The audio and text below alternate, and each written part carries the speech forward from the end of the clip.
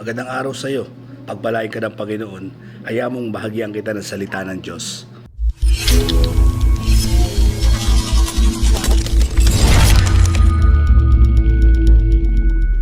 Sa panahon po natin ngayon, maraming mga tao ang nakakalimot at hindi nauunawaan kung ano ang sinasabi ng banal na kasulatan.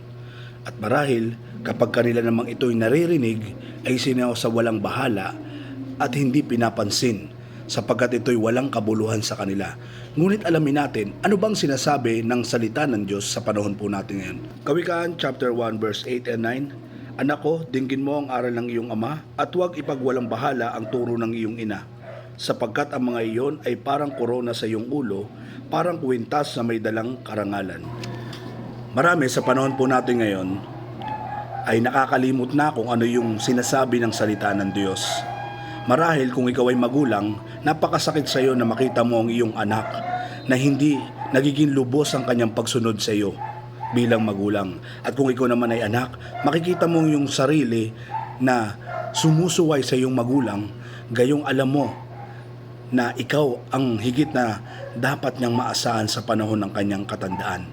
At isang bagay na sinasabi ng Biblia, maging kasama sa kanyang 10 utos, ay igalang mo ang iyong mga magulang upang humabang yung buhay sa ibabaw ng lupa.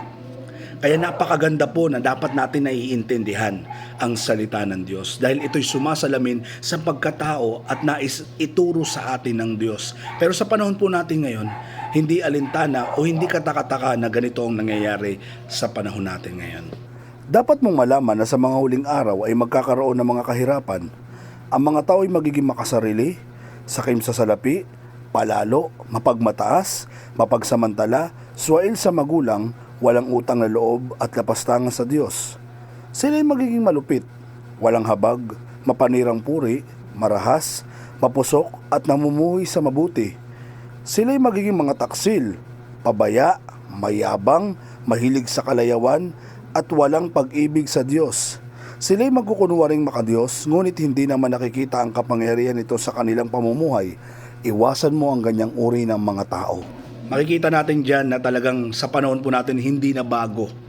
At palala ng palala ang nangyayari sa mga kabataan.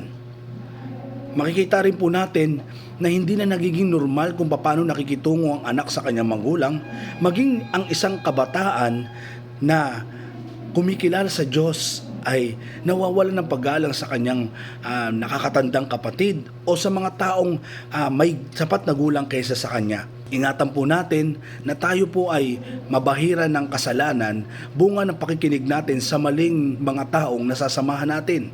Kaya ugaliin po natin na tayo po ay magbasa ng salita ng Diyos at makikita po natin kung paano tayo tuturuan ng Diyos.